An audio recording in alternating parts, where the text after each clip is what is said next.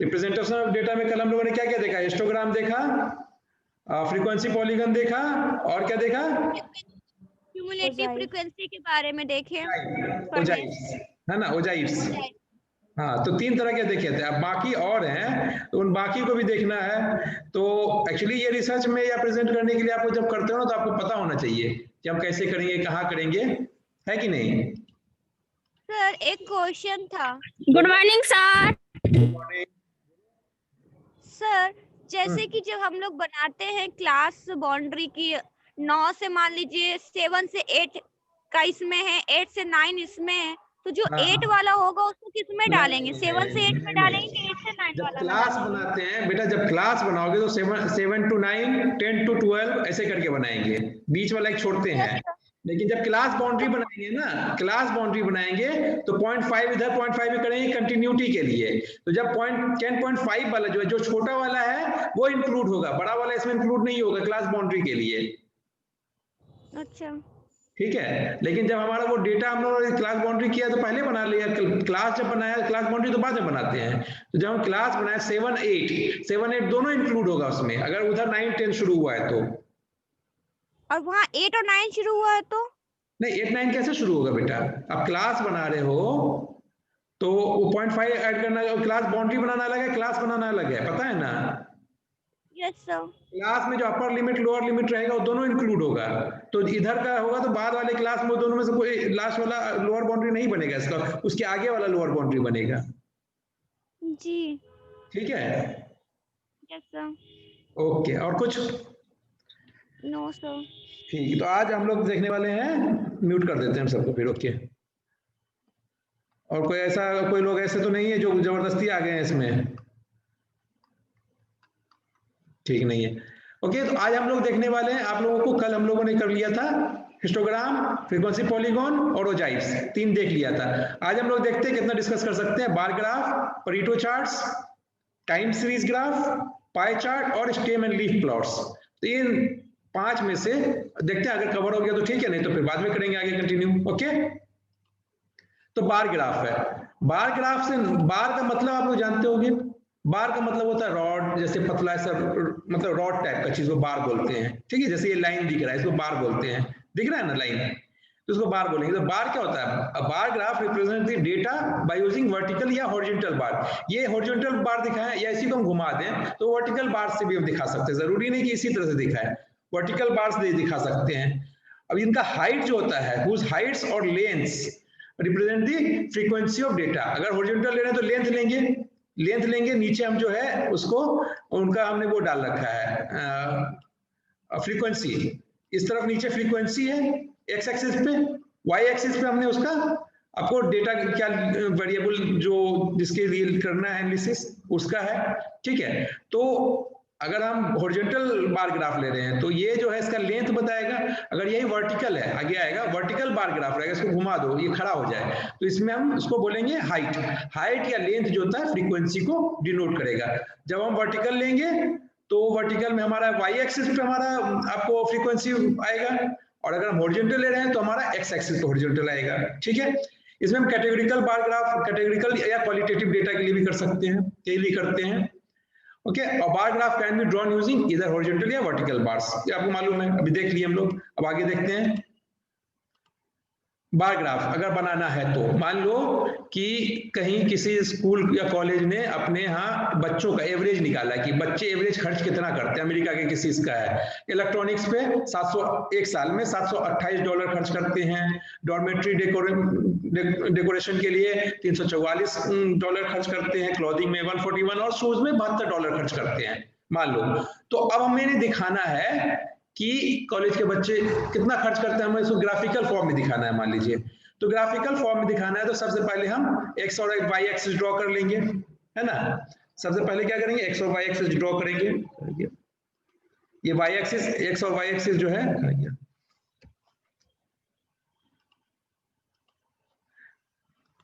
Sorry, x और Y axis, ये Y axis है और ये एक्स एक्सिस होता है ना।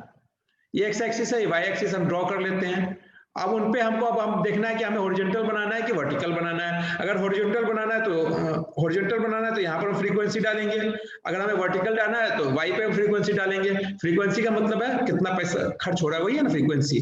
तो यहाँ पर हम रेंज जो है स्केल बनाएंगे बराबर 100, 200, 300, 400, 500 स्केल खर्च किए, या फिर उधर उल्टा कर दिए, अगर वाई एक्सिस पे किए यहाँ पर, तो यहाँ पर हम इधर खर्चा कितना रुपया खर्च हो रहा है और किस आपको इसमें खर्च हो रहा है, ठीक है। तो उसका टाइप ऑफ जो आपका कॉस्ट, टाइप ऑफ जो एक्सपेंडिचर है, तो शूज है, क्लोथिंग है, तो इस तरह से है, ठीक है। अब इनके बीच में हम एक चीज याद रखते हैं, इनका जो है बस ये चौड़ाई जो सबका सेम रखेंगे। एक ग्राफ पेपर पर जब बनाएंगे तो इनका दूरी बस यहाँ नाम डालेंगे हम, यहाँ पर कोई नंबर वंबर नहीं डालेंगे, क्या कि आपको वेरिएबल जो है कैसा है, इलेक्ट्रॉनिक्स डेकोर आइटम्स आपका क्वालिटेटिव वेरिएबल है, और इधर क्वांटिटेटिव हो जाएगा पैसा कितना खर्च हो रहा है उस हिसाब से।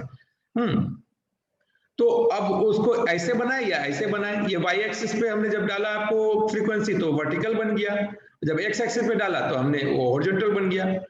ओके, अब हम खर्च करें कितना, तो हमको बनाना एक्स एक्सिस और वाई, हम पहला क्या किए थे, X axis Y axis draw कर लिए, फिर हमने अलग अलग नाम दे दिया, यहाँ पर नाम दे दिया, अगर हम या फिर यहाँ पर ऐसे करें तो यहाँ पर नाम दे दिया हमने कौन कौन चीज पे खर्च हो रहा है। फिर हम देखेंगे और उनकी चौड़ाई ऐसे रखेंगे। अब फिर हम देखेंगे कि अब शूज है, मान लो शूज है, शूज पे खर्च हो रहा है आपको $72, तो यहाँ पर आएंगे हम, पहले 100 से कम होगा 72 यहाँ पर, तो देखिए यहाँ पर 72 के आसपास आपका आ रहा है, ठीक है। अब उसी तरह क्लॉथिंग पे खर्च हो रहा है $141, तो 100 से इससे बीच में 200 के बीच में क्या आ रहा है, वो हम जब ग्राफ बनाएंगे तो उस तरह से आएगा, ठीक है।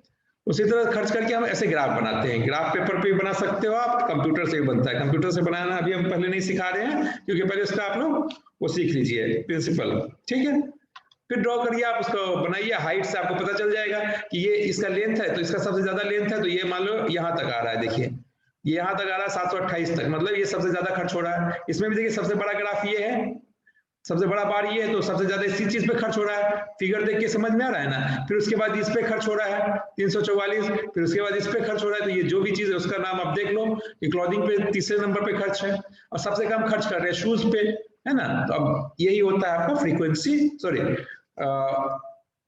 बार ग्राफ, ठीक है। बार ग्राफ आपको हॉरिजॉन्टल भी हो सकता है, वर्टिकल भी होता है। हम बीच में गैप डालते हैं, कंटिन्यूअस नहीं करते हैं, क्योंकि नाम ही तो है, तो हमें यहाँ पर कंटिन्यूअस दूरी से कोई फर्क नहीं पड़ता, ये दूरी से कोई फर्क नहीं पड़ता, लेकिन फिर भी लंबाई तो नहीं बराबर रख सकते, चौड़ाई इनका फिर भी सेम रखते हैं, ठीक है। बस आप कहीं पर दूरी डिस्टेंस थोड़ा थोड़ा आपको मेंटेन करके रखना होता है। तो क्या bar graph shows the first year college students spends the most on electronic items, ठीक है। इसमें बार ग्राफ से आपको ये देख के समझ में आ गया। ओके, अब अगला है परीटो चार्ट। परीटो चार्ट क्या होता है, used to represent a frequency distribution, जो हम लोग फ्रीक्वेंसी डिस्ट्रीब्यूशन बनाए थे, ठीक है, पहले दूसरा वाला जो ग्राफ बनाए थे उस तरह का। लेकिन इसमें क्या होता है, इसमें हम इंक्रीजिंग ऑर्डर में एडजस्ट कर लेते हैं या फिर डिक्रीजिंग ऑर्डर में, हाईएस्ट से लोएस्ट हम ऑर्डर में ये कर लेंगे। तो अब हाईएस्ट से लोएस्ट में अगर हम करेंगे तो उल्टा जे टाइप का ग्राफ आएगा, लेकिन हमें हाईएस्ट से लोएस्ट में इसको अरेंज कर लेंगे अपने डेटा को, उसके बाद हम जो है ग्राफ बनाएंगे। तो सबसे पहले जैसे ये है, मान लीजिए अलग अलग सिटी में कितने लोग होमलेस हैं, ये बनाया, तो ये डेटा है, अभी हमारे पास रॉ डेटा है, तो हमने इन रॉ डेटा को क्या करना है, इनको इंक्रीजिंग या डिक्रीजिंग ऑर्डर में हमें करना है। तो सबसे बड़ा डेटा कौन है, ये, इसको पहले रखेंगे 1 नंबर पे, ये उसके बाद है 2 नंबर पे, ये उसके बाद है 3 नंबर पे आपको आएगा, ये उसके बाद आपको 4 नंबर पे आएगा, और इसके बाद 5 नंबर पे। तो इस तरह से अरेंज कर लेंगे हम। जब अरेंज कर लेंगे तो हमारा उसके बाद ग्राफ बनाना शुरू करेंगे, ठीक है। ये अरेंज कर लिया हमने उसी हिसाब से, फिर उसके बाद एक्स एक्सिस बाय एक्सिस खींचेंगे, उसके हिसाब से हम जो है फ्रीक्वेंसी के हिसाब से अपना स्केल बनाएंगे। यहाँ पर 1000 में तो 1000, 2000, 3000, 4000, 5000, 6000, 7000 करके रखेंगे, और वहां पर उसके बाद हम ग्राफ बनाएंगे। जब ग्राफ बनाएंगे तो इस तरह से ग्राफ आपको दिखेगा। देखिए अब ये डिक्रीजिंग ऑर्डर में दिख रहा है ना, हम लोएस्ट से हाईएस्ट सबसे पहले रखे हैं, सबसे पहले हाईएस्ट रखा हमने, और फिर उसके बाद दूसरा नंबर पे, तीसरा नंबर पे, चौथा नंबर सबसे कम। तो ये एक तरह का आपका हिस्टोग्राम ही दिख रहा है, लेकिन ये हिस्टोग्राम जो है इसमें डेटा अरेंज्ड है हाईएस्ट से लोएस्ट की तरफ, तो इसको हम लोग बोलते हैं परीटो चार्ट, ठीक है। ये सेम वैसे ही बनेगा फिर उसके बाद जैसे हमने हिस्टोग्राम बनाया था, लेकिन बस वही है कि यहाँ पर हाईएस्ट से लोएस्ट में बनेगा। ओके, तो यहाँ पर बनाने का सबसे बड़ा है make the bar same with, सभी बार की चौड़ाई सब बराबर रखना चाहिए जब सॉल्यूशन बनाएंगे। Arrange the data from highest to largest to smallest, arrange करना होगा। Make the units that are used for the frequency size. अब यूनिट्स जो है जैसे 1000 2000 3000 हम इसलिए लिए हैं कि हमारा सबसे बड़ा डेटा 6832 है, तो 7000 के बीच का गैप है। अगर हम मान लो 1 2 3 4 रखते तो हमारा ग्राफ बहुत ऊंचा होता है ना, तो हमें स्केल एडजस्ट करना पड़ता है इसी हिसाब से। ठीक है, स्केल एडजस्ट करेंगे तो हमारा ग्राफ बन जाएगा उसी हिसाब से। ओके, तो 0 से 1000, फिर अब यहाँ से 1000 बढ़ा तो यहाँ भी 1000 बढ़ेगा, फिर 2000 3000 4000 5000 ऐसे ही करके। ओके, ये आपका परेटो चार्ट है। परेटो चार्ट के बाद आ जाते हैं हम लोग टाइम सीरीज ग्राफ। अगर कोई डेटा टाइम के हिसाब से कैलकुलेट करते हैं, मान लीजिए हम डेली 1 घंटे के हिसाब से कोई डेटा कलेक्ट कर रहे हैं या हर साल के हिसाब से हम डेटा कलेक्ट किए हैं, ठीक है, तो हमारा क्या बनेगा, वो जो ग्राफ बनेगा वो एक पीरियड के लिए, एक पर्टिकुलर पीरियड के लिए, तो वो कहलाएगा टाइम सीरीज ग्राफ। ठीक है, तो टाइम सीरीज ग्राफ बनाना है अगर हमें, तो क्या करते हैं, वर्क मान लो कुछ लोगों का है कि यूएस में कि काम करने वाले जगह पर कितने लोग होमिसाइड मरते हैं। ठीक है, होमिसाइड है मतलब काम करने वाले जगह पर कितने लोग मरते हैं। तो 2003 में 632 लोग मरे, 2004 में आपको 559 लोग मरे, 5 में इतने मरे, 6 में इतने मरे, 7 में। तो ये आपको एक टाइम पीरियड हो गया, 2003 से 2008 के बीच में हर साल कितने कितने मरे, तो किस साल डेटा कम हुआ, मतलब ये तो डेटा दिख रहा है, आपको पता चल जाएगा। सबसे ज्यादा 2003 में मरे, ठीक है, उसके बाद आपको 7 में। तो इस तरह का जो अगर हम डेटा का ग्राफ बनाएंगे, एक ग्राफ बनाएंगे जो दिखाने के लिए, तो उसको बोलेंगे टाइम सीरीज ग्राफ। ठीक है, तो टाइम सीरीज ग्राफ के लिए हम सबसे पहले क्या करेंगे, ग्राफ बनाना है। हर ग्राफ का सबसे पहला काम होता है एक्स और वाई एक्सिस बनाना है। फिर एक्स और वाई एक्सिस को हम लोग लेवल करेंगे, तो एक्स एक्सिस पे साल डालेंगे और वाई एक्सिस पे हम नंबर डालेंगे, फ्रीक्वेंसी हो जाएगा नंबर। ठीक है, फिर हम हर नंबर के हिसाब से पॉइंट, जैसे 2003 के सामने हम 632 वाला पॉइंट डाल देंगे, फिर उसके बाद हम 559 डाल देंगे 2004 के सामने में, तो उसके बाद हमारा ग्राफ बनेगा। फिर जैसे हम लोगों ने आपका फ्रीक्वेंसी ग्राफ बनाया था, उसका डेटा मिलाया था, सिर्फ यहाँ नीचे मिला नहीं रहे हम, इसको बेस में मिला नहीं रहे पहला वाला पॉइंट को, है ना, बाकी आपको वैसे ही बन गया जैसे आपका फ्रीक्वेंसी ये था। ठीक है, ग्राफ पॉलीगॉन, फ्रीक्वेंसी पॉलीगॉन था। ठीक है, ये दिख गया। अब इससे हम लोग डेटा बता सकते हैं कि 2003 में सबसे ज्यादा मरे, देख लो 2003 में सबसे ज्यादा लोग मरे। उसके बाद आपको यहाँ देखिए, उसके बाद सबसे ऊपर वाला पॉइंट कौन है, 2007 में। तो उसके बाद फिर उसके बाद कौन यहाँ है, फिर ये है, फिर ये है ना, फिर उसके बाद इस पे है।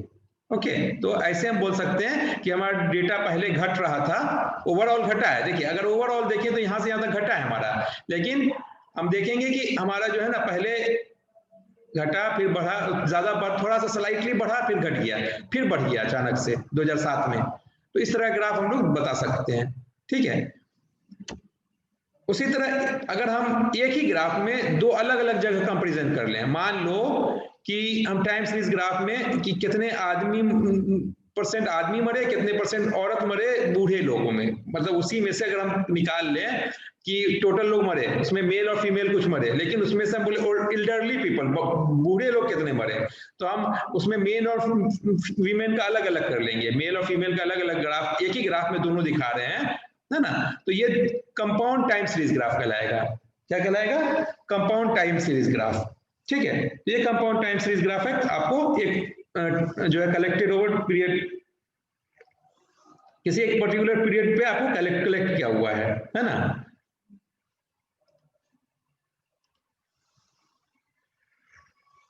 फिर आता है पाई चार्ट ग्राफ। पाई चार्ट आप लोग हमेशा देखते होंगे, गोल ऐसा रहता है, उसमें अलग अलग आपको बना रहता है। तो पाई चार्ट सबसे ज्यादा यूज होने वाला है। आप पेपर खोलोगे तो डेली एक ना एक पाई चार्ट दिख ही जाएगा, बुक में एक ना एक पाई चार्ट दिख ही जाएगा। सबसे ज्यादा एक्सटेंसिवली यूज होने वाला जो ग्राफ है आपको, वो पाई चार्ट ग्राफ है। तो the purpose of the pie chart graph is to show the relationship of the part of the whole. मतलब पाई चार्ट क्या होता है, कोई एक पर्टिकुलर चीज है, उसका एज ए होल लेके उनमें कोई पार्ट कितना पार्ट है कोई चीज का। मान लो कि आप जो है टोटल खर्च करते हो 1 लाख रुपया, तो आप कितने 1 लाख में ही खर्च करोगे सब कुछ। तो आपने कपड़े खरीदे, आपने बर्तन खरीदे, आपने किताब खरीदे, ठीक है, आपने शूज खरीदे, तो कितने आपने खर्च किए, टोटल 1 लाख। अभी 1 लाख का ही पार्ट है, तो आपने कितना परसेंट या कितना पार्ट खर्च किया, उसको अगर हम दिखाना चाहें तो एक सर्किल में दिखाने की कोशिश करेंगे। अगर मान लीजिए एक सर्किल में हम दिखाने की कोशिश किए, ऐसे गोल ऐसा बनाए, ये पूरा 1 लाख आपको शो कर रहा है ना। 1 लाख में आपने मान लिया सबसे ज्यादा आपने खर्च खाने में खर्च किया, तो ये दिखाएगा फूड पे। मान लीजिए आपने 1 लाख में 50,000 रुपए खाने पे खर्च कर दिया, 50,000 खर्च किया तो ऐसे हो जाएगा 50% हो जाएगा ना। अब कुछ परसेंट आपने 5% खर्च कर दिया कपड़े पे, 5% बुक पे खरीद कर दिया, 5% इलेक्ट्रॉनिक्स आइटम्स पे, तो ये वही दिखाएगा। तो इसको बनाना कैसे होता है वो देखेंगे हम लोग। लेकिन ये एक पर्टिकुलर चीज को क्या बोलता है, पाई ग्राफ को रिलेशनशिप दिखाता है किसी होल का पार्ट को, ठीक है, कि उसके अंदर में क्या क्या चीज खर्च हो, कितना हो रहा है। परसेंटेज या प्रोपोर्शन को भी यूज किया जा सकता है, हम लोग इसको परसेंट बोलते हैं 50% या 0.5, प्रोपोर्शन में अगर बोले 0.5, और अगर हम इसमें देखें तो खर्च हो जाएगा। तो उसको आप दोनों में दिखा सकते हो, जनरली परसेंट में दिखाते हैं लेकिन प्रोपोर्शन में भी दिखा सकते हैं। और वेरिएबल जो होता है नॉमिनल या कैटेगोरिकल भी हो सकता है ना, आपको बताया था नॉमिनल हो सकता है, नाम वाम भी हो सकता है, या फिर कैटेगरी भी हो सकता है। तो पाई चार्ट अगर बनाना हो तो अगर ये देखिए एक पाई चार्ट हमें बनाना है कि ये एक डेटा है, ठीक है, frequency distribution shows the number of pounds of each snacks food eaten during the Super Bowl. कोई एक प्रोग्राम हुआ, मतलब ये, तो उसमें टोटल 30 मिलियन फूड खर्च हुआ है ना टोटल। तो उसमें से कुछ लोगों ने पोटैटो चिप्स खाए, कुछ ने टोर्टिला चिप्स खाए, कुछ ने प्रेजेल्स खाए, कुछ लोग पॉपकॉर्न खाए और कुछ लोग स्नैक्स खाए, ठीक है, स्नैक्स नट्स। तो अब कितना कितना खाए तो ये हम दिख रहा है हमें, ठीक है, लेकिन ये टोटल एक ही लोग जगह के लोगों का है, ठीक है, इतने लोगों ने इतने इतने लोगों ने खाया। तो अब हम बताएंगे कि कितने परसेंट लोगों ने टोमेटो चिप्स खाए, कितने परसेंट लोगों ने टोर्टिला चिप्स खाए, कितने ने प्रेजेल्स खाए, कितने ने पॉपकॉर्न्स खाए और कितने ने स्नैक नट्स खाए। ये आप किसी चीज से भी दिखा सकते हो, बार ग्राफ से भी दिखा सकते हो, ठीक है आप, ठीक है। तो लेकिन परसेंट दिखाना ज्यादा अच्छा रहता है, इसमें दिख जाता है कि अच्छा ये वाला बड़ा दिख रहा है। तो अगर हमें इसे बनाना है तो सबसे पहले हम क्या करते हैं, ये जो आपको वो बनता है पाई चार्ट बनता है जो ये, इसमें जो इसका साइज होता है ना, एंगल, दो एंगल के बीच में वो उसका प्रोपोर्शन को या परसेंट को बताता है। तो उसको एंगल पहले कैलकुलेट करेंगे, क्योंकि टोटल 360 पे है, एक सर्किल 360 डिग्री होता है, तो 360 का ही पार्ट फॉर्म करेंगे कि अगर मान लीजिए 11.2 मिलियन है तो 30 का कितना परसेंट हो गया ये, मान लीजिए आपका, तो उसका हम देखेंगे आपको कितना डिग्री होगा वो। पोटैटो चिप्स के लिए अगर हम डिग्री निकालना हो कि एक पाई चार्ट में किसी चीज का पर्टिकुलर डिग्री निकालना है, तो हम उस चीज का निकालेंगे। डिग्री निकालने के लिए फॉर्मूला होता है frequency, okay, frequency divided by total number जितना खर्च हुआ, जितना फ्रीक्वेंसी, टोटल फ्रीक्वेंसीज हो जाएगा, समझिए समेशन ऑफ फ्रीक्वेंसीज हो गया, ये फ्रीक्वेंसी हो गया, समेशन ऑफ फ्रीक्वेंसीज हो गया, एक करना है जिसका हमको निकालना है, और ये जो है आपको टोटल हो गया सब frequency, n is equal to summation of f, ये लिखते हैं ना, तो ये उसको 360 से मल्टीप्लाई कर देंगे, तो ये हमारा हो जाएगा आपको डिग्री। जैसा पोटैटो चिप्स है, पोटैटो चिप्स में खर्च किया है लोगों ने 11.2 मिलियन, टोटल था 30 मिलियंस, तो 11.2 डिवाइडेड बाय 30 इंटू 360, ये हो जाएगा 134 डिग्री। फिर टोटल चिप्स इसी तरह से 8.2 मिलियन खर्च किया, 30 मिलियन टोटल था, 360 तो एंगल उसका पार्ट होता है, तो 98 डिग्री।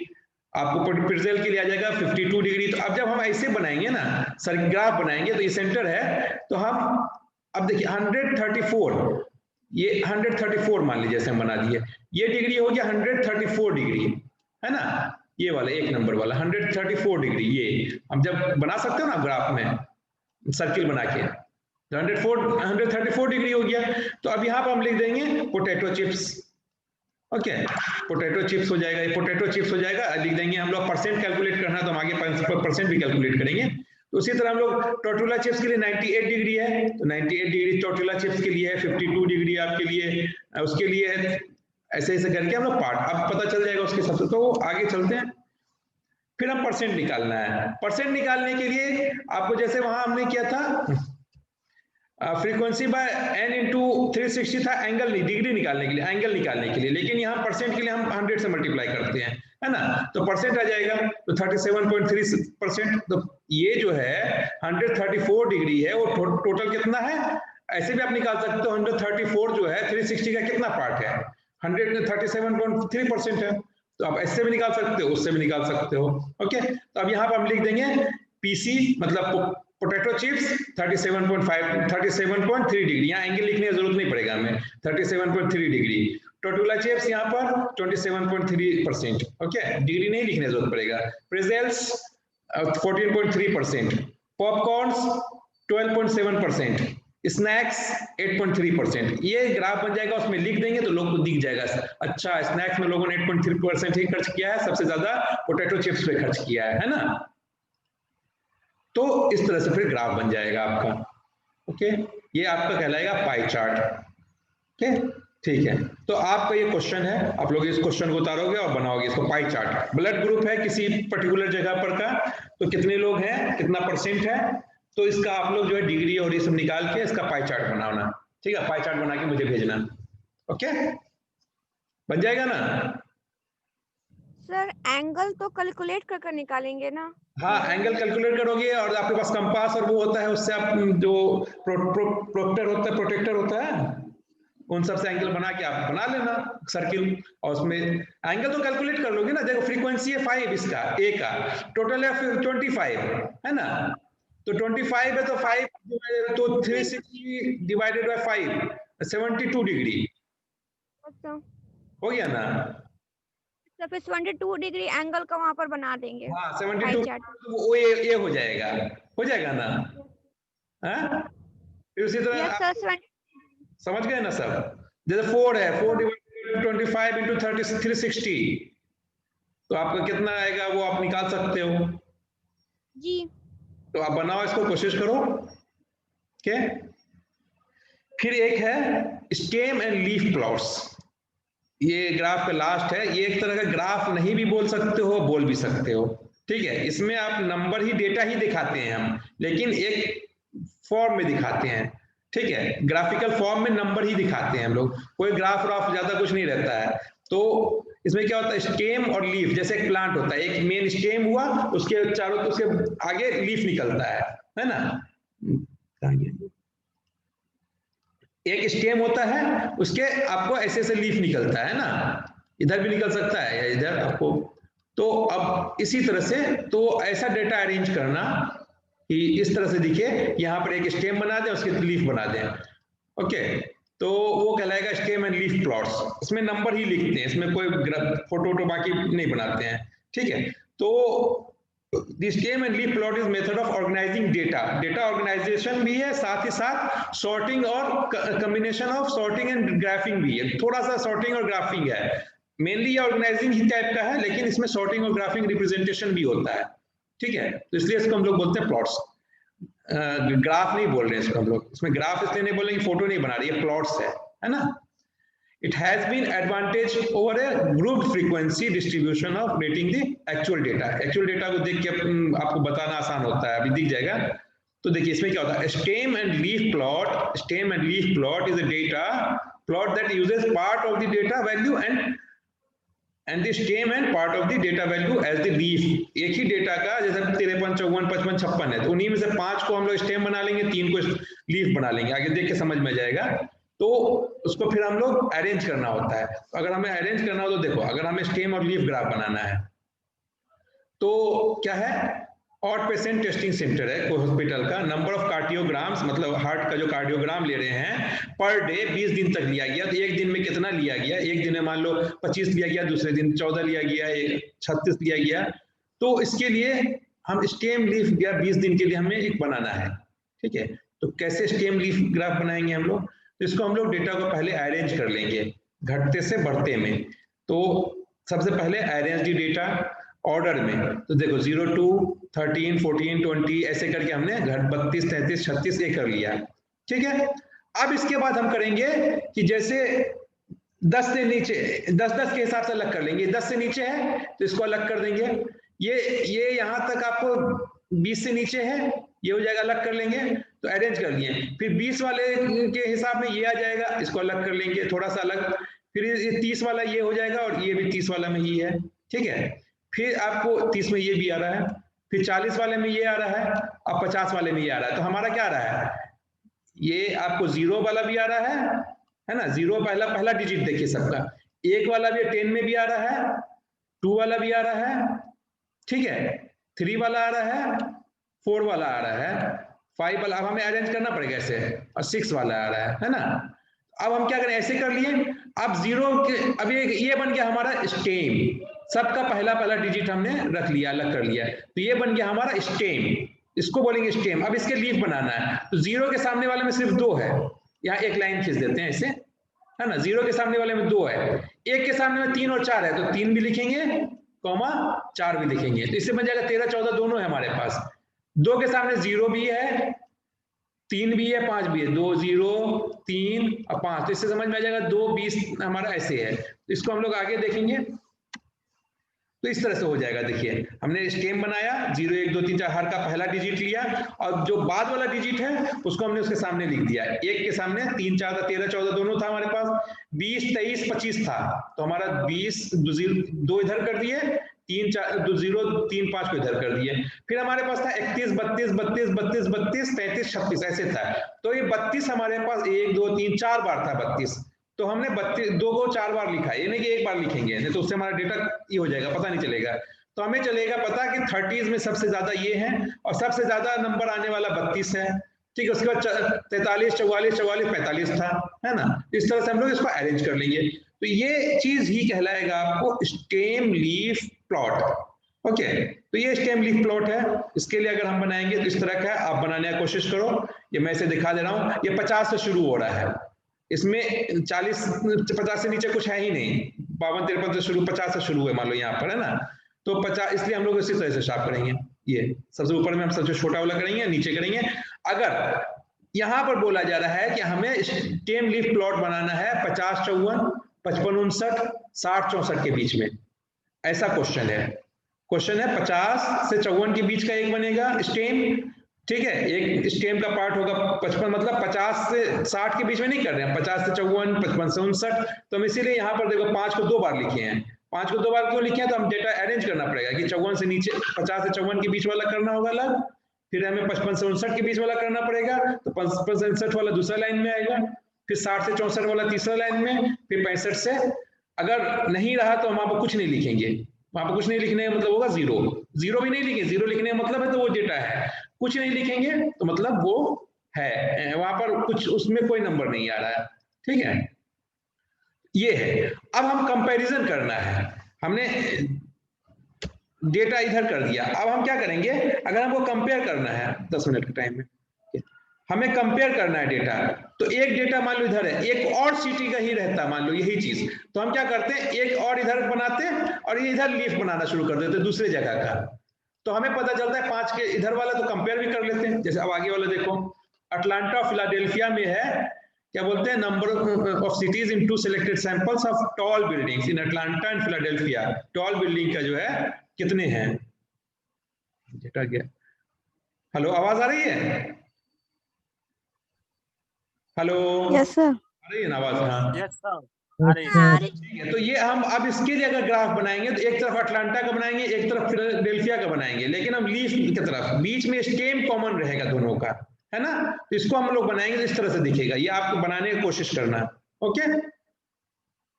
ये आप बनाओगे, मैंने इसका ये दिखा दिया, इस तरह से बनेगा, इसको हम बोलते हैं आपको, ठीक है। तो कंपैरिजन के लिए है, ओके। तो ये कंपैरिजन वाला हो गया, तो हम लोग कंपैरिजन भी कर सकते हैं स्टेम लीफ प्लॉट से, और ऐसे एक डेटा को भी दिखा सकते हैं, ठीक है। तो अब अगर हम लोग देखना चाहें तो हम लोगों ने कुछ इंपॉर्टेंट था, तो इंपॉर्टेंट में जैसे हिस्टोग्राम है, हिस्टोग्राम, फ्रीक्वेंसी पॉलीगॉन और ओजाइव, ये सबको हम लोग कब करते हैं, when the data are contained in a group frequency distribution, जब डेटा को हम लोग ग्रुप फ्रीक्वेंसी डिस्ट्रीब्यूशन में कंटेन कर लेते हैं, ठीक है। Pareto chart used to show frequency for nominal या क्वालिटेटिव वेरिएबल्स के लिए परेटो चार्ट बनाते हैं हम लोग। टाइम सीरीज ग्राफ बनाते हैं, एक पर्टिकुलर टाइम में ट्रेंड देखने के लिए कैसा बनेगा। और पाई चार्ट बनाते हैं used to show the relationship between the parts and the whole, किसी होल के पार्ट में क्या रिलेशन है, कितना आ रहा है, वो दिखाने के लिए करते हैं। ठीक है। कभी कभी क्या होता है, कुछ ग्राफ जो होते हैं ना मिसलीडिंग होते हैं, आप देख के ये धोखा खा सकते हो। तो कुछ मिसलीडिंग ग्राफ्स होते हैं जिसको देख के आपको समझना पड़ेगा। मान लीजिए जैसे है एक मिसलीडिंग ग्राफ ये है, ये एक बोलता है कि एक गाड़ी वाले ने कहा, कंपनी ने कहा कि हमारी जो 10 साल में अभी तक गाड़ी आई है उसमें हमारा 98% गाड़ी अभी रोड पे है, जबकि दूसरे वाले की गाड़ी 97% है और एक की 96% है। ठीक है, इस तरह से दिखा रहा है डेटा वो बना के। ठीक है, तो सबसे वो दिखा रहा है इस तरह से डेटा, तो लोगों को लग रहा है अच्छा इसका सबसे ज्यादा दिख रहा है। लेकिन इसने क्या आप लोगों को धोखा देने के लिए कर रखा है काम, ये भाई इसने धोखा देने के लिए क्या कर रखा है, ये 95 से शुरू कर रखा है। यहाँ पे 0 होना चाहिए। ओके, और ये स्केल हमेशा बराबर होना चाहिए, जबकि 95 से शुरू नहीं कर सकते आप, 0 से शुरू करोगे, आपको 100 के स्केल में बनाना पड़ेगा, तब 5 के स्केल में बना रहे हो तो ये ऊपर जाएगा।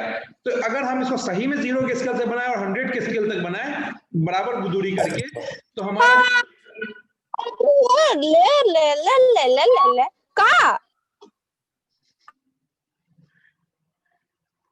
कौन है? ठीक है, तो अगर हम 100 के स्केल में बना लिए तो देखो 100 के स्केल में अब हम 95 96 नहीं दिखा रहे, 20 40 बराबर गैप दिखाना होगा ना। तो यहाँ पर आपको ग्राफ में देखने से लगेगा कि अच्छा ये 95 96 97 का ज्यादा कोई डिफरेंस है नहीं, समझे? लोग सिर्फ आपको उल्लू बनाने के लिए बता रहे हैं उस तरह से। तो ये मिसलीडिंग ग्राफ है, ग्राफ को आपको मिसलीड कर रहा है। खत्म हो गया? नहीं, ठीक है, आपको मिसलीड कर रहा है। ओके, इस तरह का और होता है ग्राफ, जैसे आगे देखिए इस तरह का एक ग्राफ है, ये 0 से 21 से 21 से 22 एक एक का गैप दिखा रहा है, लेकिन यहाँ से 0 से 21 के बीच में वो तो नहीं का ग्राफ है, या 0 से शुरू तो कर रहा है, लेकिन इस हिसाब से देखिए तो ये 21 नहीं, यहाँ पर 20 हो जाएगा 0 के यहाँ पर। तो ऐसा तो होना नहीं। तो ये ग्राफ अगर हम 0 से शुरू करें 24 तक के स्केल में जाए इस तरह से 0 5 5 का स्केल, तो देखो ये आपको ज्यादा डिफरेंस नहीं आ रहा है, स्ट्रेट लाइन टाइप का दिख रहा है, उतना बड़ा डिफरेंस नहीं दिख रहा है ना। तो ये आपको थोड़ा मिसलीड कर रहा है। इसी तरह से ग्राफ को रिप्रेजेंट कर रहा है। तो देखो ये है, मान लो कि कुछ खर्च करने पे है, 1967 में कितना खर्च हुआ, 2010 में कितना खर्च हुआ, तो यहां से दिख रहा है कि आपको ने यहाँ पर 67 में कम हुआ है, लेकिन ये दूसरा ग्राफ है, इसमें गोल करके दिखाया है इसने। ठीक है, तो गोल वाला लिख रहा है ये तो बहुत ज्यादा खर्च हो रहा है, लेकिन हम ग्राफ में जाके कभी भी गोल के इसके एरिया पे नहीं देखते, हम इसके हमेशा हाइट पे जाके देखते हैं, है ना, कितना खर्च हो रहा है, इसके हाइट पे जाके देखेंगे। तो हाइट में सिर्फ ज्यादा, लेकिन एरिया अगर देखेंगे तो एरिया बहुत ज्यादा है। तो ये भी एक तरह का आपको मिसलीडिंग ग्राफ है ना। इस तरह के ग्राफ से इसलिए जो है आपको बचना है। अगर हम इसी को पतला करके दिखा दें, ये पतला कर दें इसको और ये चौड़ा कर दें, तो इसका मतलब ये नहीं कि इसका एरिया है, ग्राफ में हम बड़ा ये रखते हैं सेम, 67 को अगर यहाँ रखें तो उतना ही रखेंगे, है ना, लेकिन इसने क्या रखा है, आपको बढ़ा दिया, गोल बना दिया, गोल बना दिया तो एरिया बना दिया। ठीक है, ये ईयर है 2010 का, तो यहां से यहां तक 2010 शो कर रहा है, लेकिन ये 2010 कहाँ शो कर रहा है आपको, अब कहां से यहां तक आपको 2010 शो कर रहा है, और इसने 67 के लिए सिर्फ इतना ही एरिया दिखा रखा है। तो ऐसा नहीं हो सकता है ना, इसलिए यहाँ पर बार ग्राफ भी बनाएंगे हम लोग। ठीक है, बार ग्राफ बनाएंगे, लेकिन सर्किल में नहीं बनाएंगे, सर्किल बनाने से हमें धोखा होगा। ओके, समझ में आया? और इस तरह से एक है, इसमें हमने एक्स एक्सिस पे तो दे रखा है कि इकोनॉमिक ग्रोथ है, इस तरह का ग्राफ, लेकिन हमने वाई एक्सिस पे कोई डेटा नहीं दे रखा है, तो इससे हमें कुछ ज्यादा समझ में नहीं आएगा। हाँ, समझ में आएगा कि जैसे कॉस्ट ऑफ लिविंग है कोई शहर का, इकोनॉमिक ग्रोथ है, पॉपुलेशन ग्रोथ है, क्राइम रेट है, हम देखेंगे कि नॉर्थ में सबसे ज्यादा हो रहा है, ईस्ट वेस्ट में उससे कम है, ईस्ट में साउथ में सबसे कम है, लेकिन कितना कम है कितना ज्यादा है इससे हमें पता नहीं चल रहा है। ठीक है, ये भी एक तरह का मिसलीडिंग या इनकम्प्लीट आपको इंफॉर्मेशन है। ओके, तो ये आपका ग्राफिकल रिप्रेजेंटेशन या ग्राफ था डेटा का। Okay, representation of data. कुछ पूछना है तो पूछ लीजिए, कुछ पूछना है, 3 मिनट है।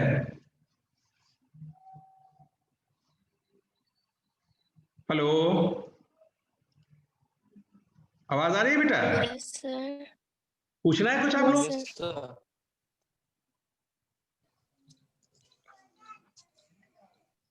पूछना है किसी को? समझ में आया? आ गया समझ में सर। समझ में आ गया? यस ठीक, सर, आ गई समझ में। इसको एक बार 2 बार और देखोगी ना तो समझ पूरा याद हो जाएगा। और इसको यूज करने का आपको देखो कहाँ है, एक क्वेश्चन दे रखा है हमने आपको पाई चार्ट बनाने का, तो उसको बना लेना है। ओके, कोशिश करना जो डेटा हमने दिया उस डेटा से एक बार खुद से कोशिश करना ग्राफ पेपर पे बनाने के लिए, ठीक है? ग्राफ पेपर पे जैसे हमने, आप पेपर में बनाएंगे? तो कहाँ बनाओगी बेटा? ग्राफ पेपर से जो है ना स्केल बनाना आसान। पाई चार्ट, पाई चार्ट तो आप कंप्यूटर पर स्केल से सर्किल बना लो, पाई चार्ट तो प्लेन पेपर भी बना सकती हो, बाकी सब वो ग्राफ पेपर पे जनरली बनाते हैं। और ठीक है जी, हाँ, वो तो आप उससे बना लोगे पाई चार्ट, कोई दिक्कत नहीं है। वैसे कंप्यूटर में बनना आसान होता है, लेकिन हम कंप्यूटर पे इसलिए नहीं सिखाएंगे कि पहले आप बेसिक जानिए उसको, ठीक है? कंप्यूटर पे तो खाली डेटा फीड करके सीधे बन जाता है। आप डेटा सेलेक्ट करो और जाके टाइप वो करो, उसका सब तरह का अलग अलग तरह का डिजाइन भी आ जाएगा, तो वो सब चीजें बाद में है, वो सीखेंगे। एक्सेल शीट पे सब चीज होता है आराम से, लेकिन पहले उनका वो समझना चाहिए ना कि कहाँ यूज होगा, आपको कैसे यूज होगा, किसका कौन सा ग्राफ ज्यादा सुटेबल रहेगा इस डेटा के लिए, वो आपको खुद अपने हिसाब से ही करना पड़ेगा, है ना? Yes sir. हाँ, वो आगे के लिए है, जब आप उसके लिए जाओगे तो कहीं प्रेजेंटेशन है डाटा का, लेकिन आपको आगे कर। ओके, कुछ पूछना नहीं है? No sir. चलो, तो डाटा खत्म हो गया कि कल क्लास होगा डाटा का? डेटा तो खत्म हो गया, अब आगे हम कल लेंगे, अब आगे स्टेटिस्टिक्स के लिए, ठीक है?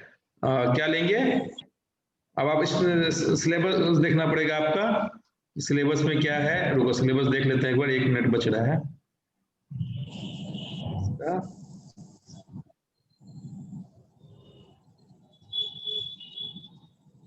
1 मिनट बच रहा है, रुक जा भाई।